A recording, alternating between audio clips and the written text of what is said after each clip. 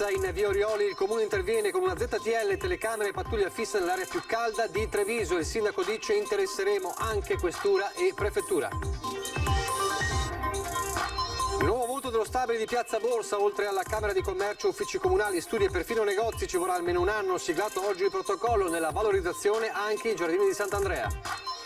Vaccinazioni, prossimi step del piano regionale, aperto slot per over 16 con esenzioni per patologie. Dopo i quarantenni la conferma di Zaia, priorità ai ragazzi e agli operatori del turismo.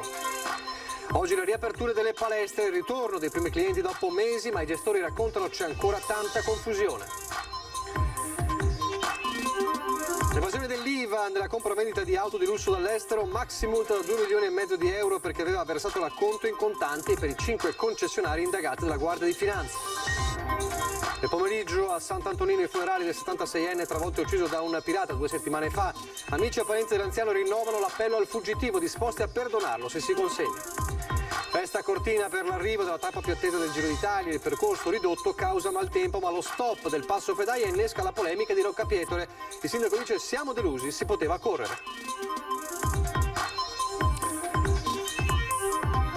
Telespettatori di Antena 3, buonasera e ben ritrovati. Il telegiornale di Treviso da Treviso. Oggi partiamo dal capoluogo della Marca per tornare a parlare di una delle zone più calde del centro di Treviso, quella di via Orioli, la zona della stazione, ma soprattutto di via Orioli. Dopo il nuovo episodio di violenza nelle ultime ore, il giro di vite che scatta da parte del comune. È proprio in questo punto, in prossimità della scalinata che da via Orioli porta a via Roma, che anche a causa dell'ultimo episodio di degrado, comune e polizia locale di Treviso hanno deciso di posizionare una pattuglia fissa oltre ad una nuova telecamera. Teatro spesso di scontri tra extracomunitari, l'ultimo in ordine di tempo quello di ieri pomeriggio, in una tranquilla domenica cittadina, quando un giovane straniero e un quarantenne pregiudicato dopo una lite sono venuti alle mani. Il quarantenne è stato colpito alla testa con una bottiglia di vetro e finito all'ospedale, mentre il suo aggressore è riuscito a fuggire. Non sono belle zone, purtroppo.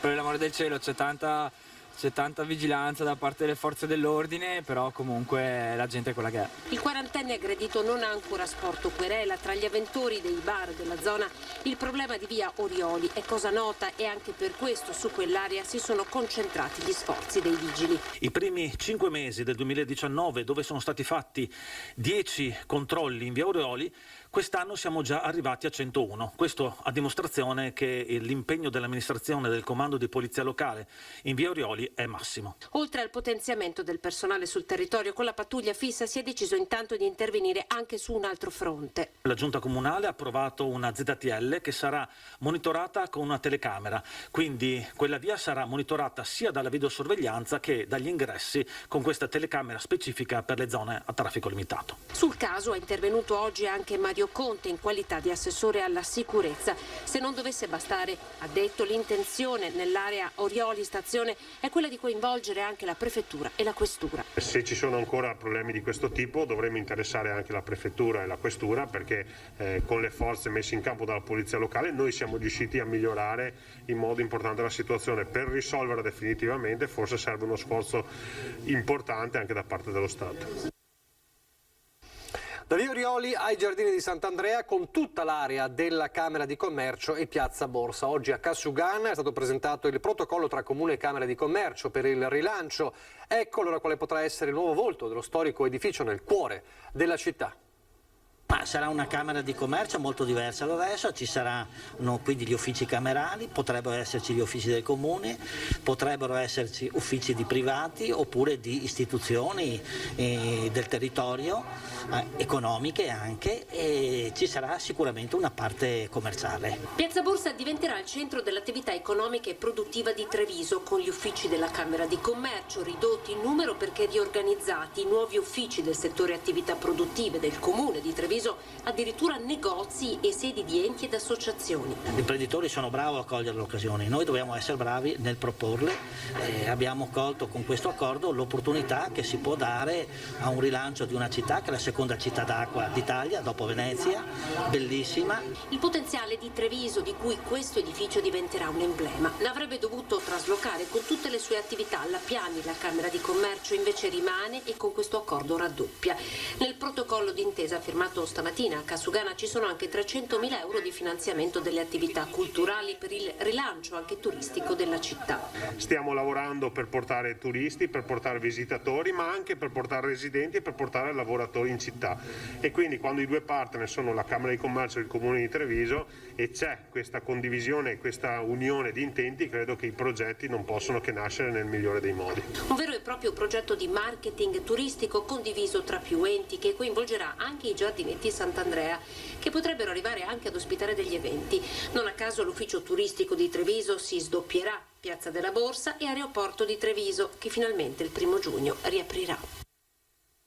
Restiamo in città e torniamo a parlare del nuovo progetto del sottopasso ferroviario in Viale Cacciatore a Treviso, che sta facendo discutere. Abbiamo raccontato qualche giorno fa le perplessità del comitato di residenti preoccupati per l'impatto che l'opera potrebbe avere sul quartiere. Comitato che ha incontrato il sindaco. Il comitato ha portato al tavolo di confronto osservazioni accoglibili, ha detto oggi Conte. Pertanto siamo accanto ai residenti per portare miglioria a quell'opera che comunque è attesa da tanti anni dalla città di Treviso e che migliorerà le condizioni di vita nel quartiere. Quindi c'è un'apertura della Giunta a quel progetto, a quel controprogetto insomma, che era stato presentato qualche giorno fa, abbiamo raccontato nel nostro servizio. Adesso il Covid, la campagna vaccinale, si apriranno nuovi posti per chi ha almeno un'esenzione per patologie, parliamo degli over 16, l'ha detto oggi Zaia, che poi ha confermato quanto si dice ormai da un paio di giorni, e cioè l'indispensabile momento di vaccinare anche i ragazzi in vista della riapertura delle scuole e poi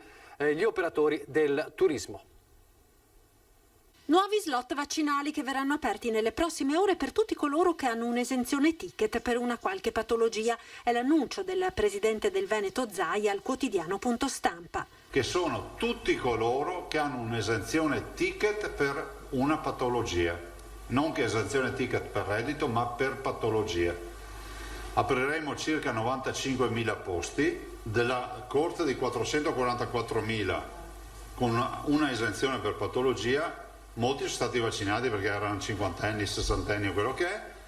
Ce ne restano ancora da intercettare 194.000. Stiamo parlando dei 16 anni in su. Questa settimana le dosi per il Veneto sono ancora limitate a 206.000, ma il 30 maggio è previsto l'arrivo di 454.000 vaccini. Le prenotazioni per gli over 40 al momento arrivano al 16 giugno, poi la Regione conta di aprire una finestra privilegiata per gli operatori che lavorano nel settore del turismo, 80.000, comprendendo tutto il settore ricreativo, compreso quello termale, i campeggi e i parchi divertimento. Abbiamo un target importante che è quello delle aziende turistiche.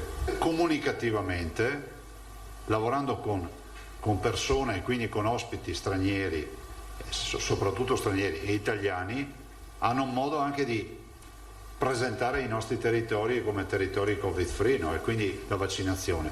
Dopodiché, se volete che vi dica la mia opinione rispetto al liberi tutti, io penso che dovremmo dare un'opportunità ai giovani a questo punto, prima che a quelli di mezza età. Zaia dunque pensa mettere in sicurezza per l'estate la fascia dei giovani, cominciando da coloro che saranno occupati nei centri estivi, circa 35.000 persone, giovani che durante l'estate saranno anche maggiormente esposti al contagio. Io penso che la grande mobilità estiva sarà garantita e la più alta esposizione ce l'avranno i ragazzi, che è giusto che vivano quest'estate, quindi è anche giusto che se qualcuno vuole vaccinarsi, che lo mettiamo nelle condizioni di potersi vaccinare. Allora, il sondaggio di questa sera lanciato e che avrà il suo esito a Ring riguarda proprio questo: scuola sicura, vaccinare anche gli studenti. Se per voi è giusto questa soluzione, 0422 162 6691, se per voi invece non è giusta, 0422 162 6690. Chiamata come sempre gratuita, non preoccupatevi se sentite il numero occupato, il vostro voto, la vostra decisione, la vostra scelta viene comunque registrata nel momento stesso in cui scegliete una delle due opzioni e poi l'esito finale come sempre a Ring questa sera. Intanto oggi è stato il giorno della riapertura delle palestre. Si riapre dopo un silenzio lungo 7 mesi in sala, quasi in punta di piedi, con gel igienizzanti sparsi un po' ovunque. Numero limitatissimo di posti per capienza della struttura, ma le prenotazioni, le prime, sono già arrivate. Tra stamattina e stasera abbiamo 30 persone nella mattinata e una sessantina nel pomeriggio. Teniamo conto però che nel periodo pre-Covid questo impianto registrava più di 600 ingressi giornalieri e quindi siamo ben lontani dalle nostre potenzialità e anche dalle nostre necessità. Capienza massima in questa sala 19 persone. Ogni palestra si è organizzata con intervalli sempre da prenotare di 1 ora e mezza, 1 ora e un quarto, proibito per ora fare la doccia.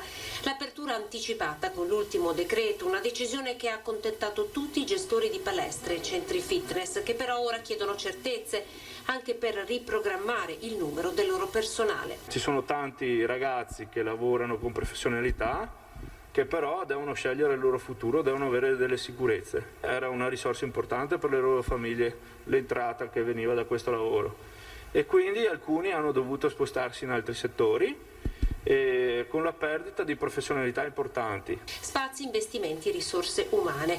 Una programmazione ancora difficile. La struttura di Preganziol ospita palestra e anche piscina.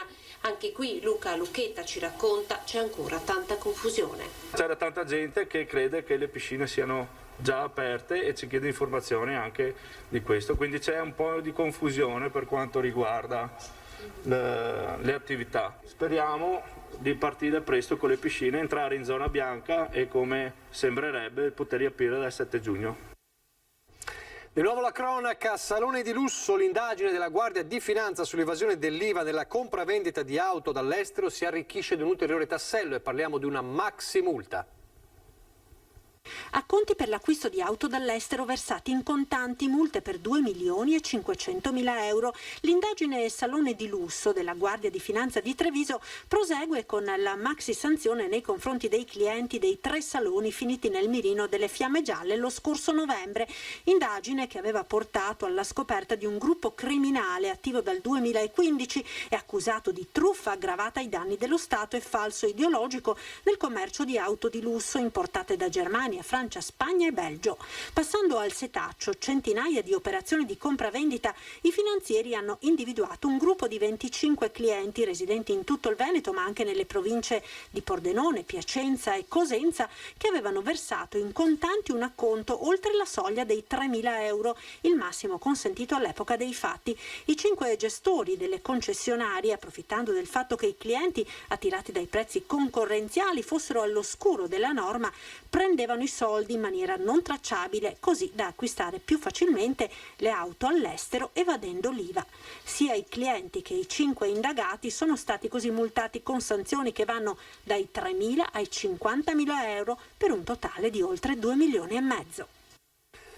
Restano ancora molto gravi purtroppo le condizioni della 17enne rimasta coinvolta ieri nello scontro tra auto e moto a San Giacomo di Veglia nel Vitoriese, l'abbiamo raccontato nel nostro servizio. La ragazza è ancora ricoverata in terapia intensiva neurochirurgica all'ospedale Cafoncello di Treviso, la prognosi è ancora riservata. Manca invece ancora all'appello il pirata della strada che 2 settimane fa ha travolto e ucciso con la sua auto a Sant'Antonino il 76enne Luciano Paro. Oggi l'addio all'anziano mentre si rinnova l'appello allo stesso pirata. Si sono celebrati oggi pomeriggio nella chiesa di Sant'Antonino a Treviso i funerali di Luciano Paro, il 76enne travolto da un'auto pirata sabato 8 maggio mentre percorreva in bicicletta via Podgora.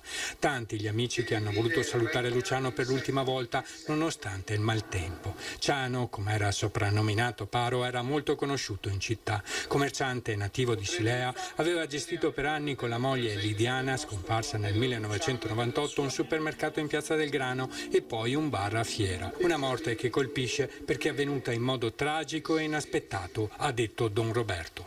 Sopra la bara 2 cuscini di rose con i nomi dei nipotini Mattia e Martina e dei suoi vicini di casa Monica e Roberto che frequentava da 20 anni. Per i figli della coppia era diventato il loro quinto nonno. Nonostante alla prima impressione potevi far credere di essere una persona burbera e scontrosa, nascondevi un cuore gentile e attento. Dicevi che quando entrava Lidiana in una stanza tutto il mondo si illuminava, ma anche tu non scherzavi, perché qui tutti ti vogliono bene e già ci manchi tantissimo. Si aggrava nel frattempo la posizione del 40enne piccolo imprenditore edile di origine kosovara residente a Istrana, presunto conducente dell'auto investitrice che ad oggi risulta ancora irreperibile. Si sospetta sia riparato nel suo paese d'origine. L'investitore si costituisca e si assuma le sue responsabilità, hanno detto i due fratelli Bruno e Roberto Pavanella fuori dalla Chiesa. Il responsabile è libero, ne hanno presi due, però ma non si sa l'altro chi è. Lo troveranno, sperando che lo trovino più avanti e che paghi quello che ha combinato. Dopo ci sarà un perdono, per carità, però almeno costituirsi. E poi le tragedie, tante, troppe, sul lavoro. Oggi la mobilitazione dei sindacati che hanno anche siglato, votato il patto della Marca Trevigiana per la sicurezza e la salute nei luoghi di lavoro. La morte dell'operaio di Montebelluna Mattia Battistetti e i gravi incidenti sul lavoro alla Frassontec e alla Sitapan riportano al centro dell'attenzione il dramma degli infortuni sul lavoro in tutto il territorio trevigiano. Il presidio e l'attenzione sul sistema di prevenzione territoriale nelle aziende deve aumentare, lo dicono i sindacati riuniti in Piazza Rinaldi a Treviso, anche attraverso la firma del patto della Marca Trevigiana per la sicurezza e la salute nei luoghi di lavoro, documento che i segretari generali di CGIL, CISL e UIL hanno consegnato al prefetto di Treviso Maria Rosaria Laganà. Il prefetto ci ha comunicato che convocherà prima possibile una riunione, un coordinamento di tutti i soggetti coinvolti, sistema di controllo, associazioni imprenditoriali e associazioni sindacali, per aumentare il presidio rispetto alla sicurezza nei luoghi di lavoro, perché anche il prefetto si è dichiarato preoccupato rispetto all'escalation che c'è stata di infortuni e anche mortali nella nostra provincia. Chiediamo soprattutto alle controparti di istituire un percorso di formazione certificata in modo tale che si vada a chiarire chi sta facendo la formazione e come viene fatta la formazione certificata, dove sia possibile anche tracciarla. Per queste aziende che aderiscono a questa modalità di formazione chiediamo che vengano premiate sostanzialmente attraverso un punteggio previsto nei capitolati di appalto sia pubblici che privati. Noi abbiamo un tessuto produttivo molto variegato, molto frammentato ed è impensabile oggi che con le poche risorse che abbiamo si possa ottenere un risultato non di prevenzione, non solo di controllo, ma di prevenzione, è la prevenzione che ci interessa. Pochi istanti di pubblicità e poi di nuovo in diretta.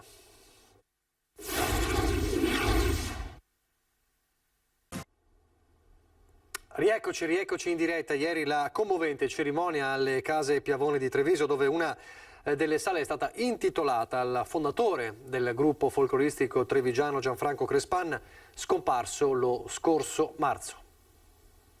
Non leggerò qualcosa di mio scritto da noi, ma leggerò qualcosa scritto direttamente dal papà. Lettera aperta ai ragazzi del gruppo. Questo non è un lasciarvi, perché l'entusiasmo che ho dentro mi spinge sempre di fare. Comincia così, con le parole rotte dalla commozione della figlia Valentina, il messaggio che Gianfranco Crespan, scomparso lo scorso marzo, ha voluto lasciare come un vero e proprio testamento alla grande famiglia del gruppo folcloristico trevigiano, la sua creatura, soprattutto ai più giovani. E Valentina lo legge nel giorno in cui avrebbe compiuto 85 anni, con il regalo della provincia di Treviso, che decide di intitolargli una sala all'interno del Museo Etnografico Case Piavone. Una lettera in cui Crespan chiede a tutti di portare avanti l'attività del gruppo con la gioia di sempre. Dobbiamo insegnare alle nuove leve l'ambiente in campagna di una volta, passato con tanti sacrifici tra la popolazione del Veneto, però con il tempo necessario per divertirsi. Parole scritte nonostante la sofferenza che in quel momento lo stava colpendo. L'ultimo messaggio, con l'ottimismo nel cuore.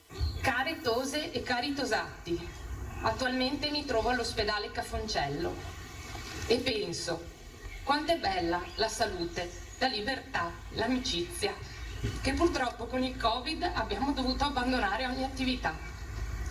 Però il mio pensiero corre oltre.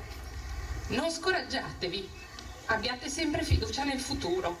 Ciao a tutti, Franco. Adesso la pagina delle notizie del Bellunese.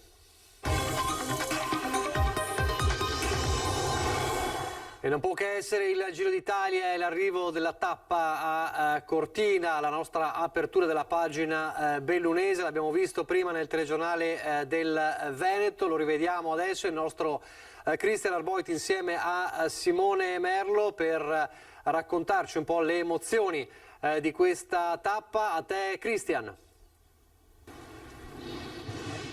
Buonasera da Cortina, la regina ha incoronato il suo re, Egan Bernal, che è arrivato come un fulmine qui in Corso Italia dopo una delle tappe più difficili del Giro d'Italia, non solo di quest'anno ma degli ultimi anni. Questa mattina è saltata la tabella di marcia, la cabina di regia ha dovuto eliminare il Pordoi e il Fedaia, è rimasto il Jau ed è stato spettacolo lo stesso, nonostante le mille difficoltà e nonostante il maltempo, con una Cortina che comunque si è presentata al meglio. E così, sindaco Gianpietro Ghedina, buonasera. Sì, buonasera, devo dire che è stato un grande momento di sport, una tappa vista, rivista, ha cambiato il programma fino all'ultimo momento.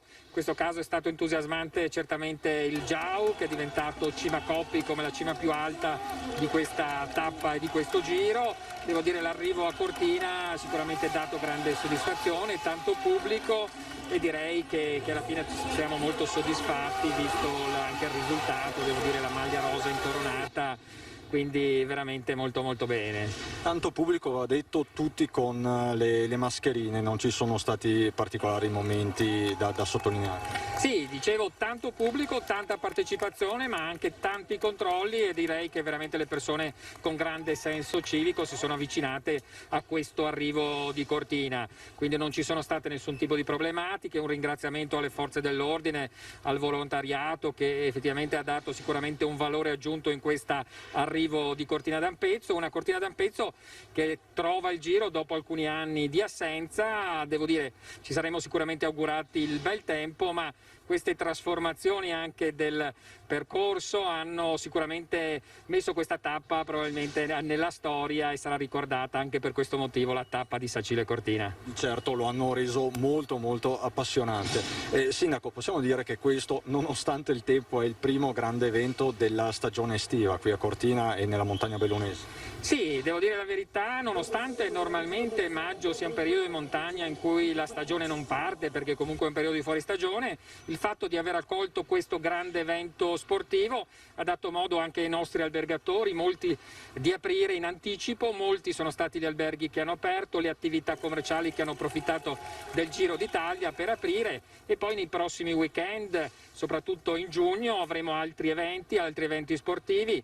Fortunatamente registriamo diverse prenotazioni, si sono sentite e si vedono i primi stranieri, quindi insomma direi che le condizioni per poter far bene ci sono, e devo dire noi ma anche i nostri imprenditori stanno accogliendo questa stagione primavera-estate anche con un certo entusiasmo. E l'obiettivo restano ovviamente le Olimpiadi 2026. Grazie sindaco Ghedina, come vedete alle mie spalle si sta smontando il palco. È stata una giornata difficile ma spettacolare. Da Cortina è davvero tutto, a voi la linea. Grazie a Cristian Arboit e anche a Simone Merlo per il lavoro di oggi, i nostri inviati sul campo dalla mattina fino ad oggi. Da registrare anche la presa di posizione dura, la critica del sindaco di Roccapietore, Andrea De Bernardin, che ha commentato lo stop del passo Fedaia, la cancellazione del passaggio a passo Fedaia con toni molto duri. Ha detto siamo molto delusi, non è una vera tappa dolomitica senza la nostra zona, ci aspettavamo, eravamo pronti anche con tutta l'organizzazione appunto anche a stare sotto la pioggia, e amaramente ha detto non ci aspettavamo una cancellazione, forse non ci sono più i campioni di una volta. Insomma, c'è stata questa critica, questa polemica da parte del sindaco Andrea De Bernardin, ma prevale la voce della festa, quella di Cortina. Allora altre voci a partire da un notissimo campione, sempre con Cristian Arboit e Simone Merlo. Cristian Ghedina non ha bisogno di presentazioni, Cortina comunque nonostante il maltempo si conferma terra di sport. È vero, anche guardando tutta la gente che c'è, insomma, è sempre bello vedere che la gente appassionata, che sia sci, che sia ciclismo, che sia qualsiasi altro sport. Cortina è conosciuta per sport invernali, però il ciclismo abbiamo visto che porta veramente tanta gente. Poi anche Cortina, la nostra bella Cortina, è un brand ormai. È una cosa che non si può non vedere quando passa nella propria cittadina o paese che sia. Lei è cortinese ampezzana? Ci vivo, ma non sono originaria, sì, ci vivo e ci lavoro. Servono questi grandi eventi per Cortina? Assolutamente, sì, sono importantissimi. Siamo di provincia di Bergamo, ogni anno seguiamo il Giro per qualche giorno, soprattutto al nord Italia, e non riusciamo a farne a meno, quindi è quasi come una dipendenza per noi. Siete arrivati quando qui a Cortina? Siamo arrivati l'altro ieri, abbiamo deciso di farci 4 giorni all'incirca nella zona, girando in bici quello che si poteva. Abbiamo fatto un giro a Cortina, ci siamo goduti la bella giornata e guardiamo il Giro d'Italia. Noi siamo qui dal Cadore. Dal Cadore precisamente? Io Pieve di Cadore. E siete qui immancabile il Giro? Siamo qui per vedere il Giro, ma perché anche lavoriamo qui e quindi ne abbiamo approfittato. Ci tifi per qualcuno in particolare? Per Cortina, tipo. Per Cortina, mi sembra giusto, tifi per Cortina. Grazie. Prego. Ma ci sono anche i problemi del lavoro sotto i riflettori del Giro d'Italia. C'è stato un flash mob dei lavoratori di Ideal Standard, sul cui futuro pende l'incognita della chiusura. Guardate. Qui oggi per manifestare per il mantenimento dell'occupazione dello stabilimento della Ideal Standard Trichiana. L'azienda deve sapere che noi non ci fermeremo fin tanto che non ci daranno quelle garanzie che noi chiediamo. Lavoro a Trichiana. Il fondo CVC investe sulla Serie A, investa sul lavoro. Questo è il messaggio dei lavoratori. Adesso invece il cordoglio di una intera comunità per il tragico schianto che ha visto vittima un trentenne bellunese a Ponte nelle Alpi. Cassione è un quartiere in lutto, è lì che Claudio Dal Ponte viveva assieme alla sua fidanzata ed è dalla sua casa che ieri mattina era partito in sella alla moto per andare a fare un giro verso l'Alpago. Attorno alle 11 lo schianto, la moto guidata dal giovane si è scontrata frontalmente contro una Volkswagen T-Rox. L'impatto ha sbalzato il trentenne finito sul prato che costeggia la statale di Alemagna. Un mazzo di fiori è stato lasciato su questo lampione, è qui che ieri ha perso la vita Claudio Dal Ponte, il trentenne bellunese. In sella alla sua motocicletta si è scontrato con un'auto qui proprio sulla statale di Alemagna, all'altezza di questo incrocio che conduce a Vic di Ponte nelle Alpi. Qui siamo in località Lizzona. Oggi questo segno di lutto stride con i festoni colorati che hanno da poco salutato il Giro d'Italia. Il cuore di Claudio Dal Ponte ha smesso di battere poco dopo l'arrivo dell'eliambulanza del SUEM e dell'ospedale di Belluno. Sotto shock la fidanzata e la famiglia del giovane. Era stato il papà di Claudio a trasmettergli la passione per la moto, sulla quale saliva non appena aveva tempo libero. Claudio lavorava alla Cafiero di Limana, che produce astucci per occhiali. Era un lavoratore preciso e sempre disponibile con i colleghi, ricorda il titolare. Le indagini per stabilire l'esatta dinamica dell'incidente sono al vaglio della polizia stradale. Nello schianto è rimasta coinvolta un'altra vettura. Gli occupanti di entrambi i veicoli sono stati portati al pronto soccorso per accertamenti e solo uno di loro, un padovano di 69 anni, è stato trattenuto in osservazione per gli esiti di una frattura composta allo sterno. Alle 21.15, come ogni lunedì, c'è Ring, allora ospite di Ferdinando Avarino. Tra gli altri c'è Giancarlo Iannicelli, generale Giancarlo Iannicelli, meteorologo, per parlare di questo maggio più autunnale che pre-estivo. Poi Marco Schiesaro, sindaco di Cadone, che è della Lega, Alessandro Luigi Bisatto, segretario del Partito Democratico del Veneto, Raffaele Speranzoni di Fratelli d'Italia, Erika Baldin del Movimento 5 Stelle e poi, da non perdere, anche l'intervento di Francesco Zambon, l'ex funzionario dell'OMS di Venezia, protagonista del caso Zambon, del dossier poi sparito insomma nelle cronache di queste settimane e di questi mesi. Adesso il meteo, grazie per averci seguito. Arrivederci.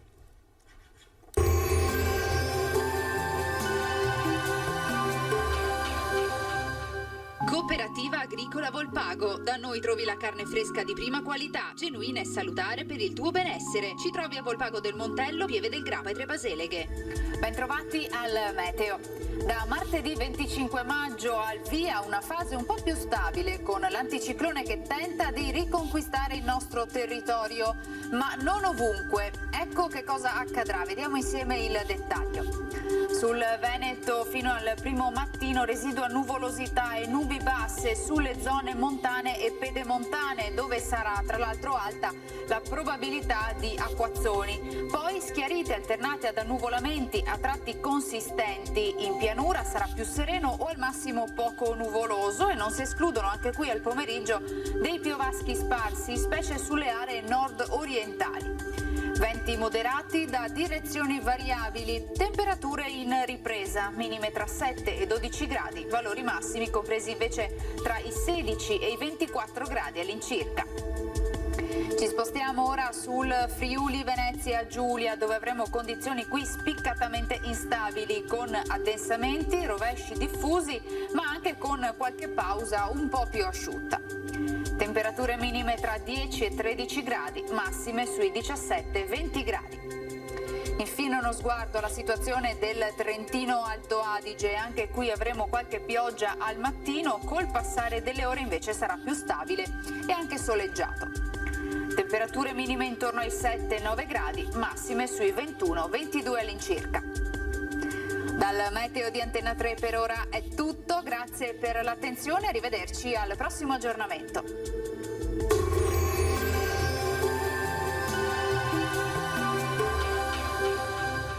Cooperativa Agricola Volpago. Da noi trovi la carne fresca di prima qualità, genuina e salutare per il tuo benessere. Ci trovi a Volpago del Montello, Pieve del Grappa e Trebaseleghe.